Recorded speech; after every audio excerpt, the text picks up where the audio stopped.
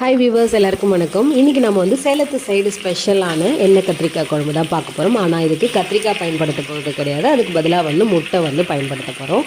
இதுக்கு வந்து ஒரு கடாயில் கொஞ்சம் எண்ணெய் விட்டுக்கோங்க. அதில் வந்து ஒரு 1/4 ஸ்பூன் ஜீரகம், சோம்பு, மிளகு சேர்த்து வதங்கினதுக்கப்புறமா சின்ன வெங்காயம் வந்து ஒரு கப் அளவுக்கு சின்ன வெங்காயம் சேர்த்துக்கிறேன். சின்ன வெங்காயம், பச்சை மிளகா 2, காஞ்ச மிளகா 2, இஞ்சி, பூண்டு இது எல்லாமே கொஞ்சம் கொஞ்சம் சேர்த்துட்டு நல்லா வந்து வதங்கணும். அதுக்கப்புறமா அது வதங்கினதுக்கப்புறமா தக்காளி சேர்க்குறோம். தக்காளி கூடவே பார்த்திங்கன்னா தேங்காய் ஒரு அரை மூடி தேங்காய், அதுக்கப்புறம் தேவையான அளவு உப்பு சேர்த்து நல்லா வதங்கணும். நல்லா வதங்கினதுக்கப்புறமா கொஞ்சோண்டு தனியா பொடி, காரமிளகாய் பொடி, மஞ்சள் பொடி, அப்புறம் உங்களுக்கு சாம்பார் பொடி இருந்துச்சுன்னா சாம்பார் பொடி சேர்த்துக்கலாம். இது எல்லாமே போட்டு நல்லா வதங்கட்டும். ஏன்னா இதை நம்ம இஞ்சி சேர்த்துருக்கோம், காஞ்ச மிளகா சேர்த்துருக்கோம், பச்சை மிளகா சேர்த்துருக்கோம்.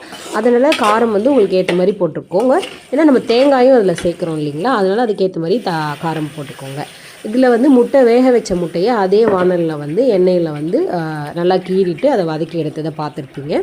அதுக்கப்புறமா இதுக்கு பதில் வந்து நீங்கள் எண்ணெய் கத்திரிக்காய் பயன்படுத்தலாம், கத்திரிக்காய் பயன்படுத்தலாம். இல்லைனா நீங்கள் உருளைக்கிழங்கு கூட பயன்படுத்தலாம். அதுக்கப்புறம் அந்த நம்ம வதக்கின பொருள் எல்லாத்தையும் வந்து நல்லா அரைச்சிக்கிட்டு அதே வானலில் ஊற்றி கொஞ்சம் தண்ணி ஊற்றி நல்லா வந்து கொதித்து எண்ணெய் பிரிஞ்சதுக்கப்புறமா நம்ம வந்து இந்த முட்டையோ இல்லை அதுக்கு பதில் கத்திரிக்காவோ இல்லை உருளைக்கிழங்கோ போட்டு எடுத்திங்க அப்படின்னா ஒரு சுவையான ஒரு குழம்பு வந்து தயாராகிடும். நீங்களும் ட்ரை பண்ணி பாருங்கள்.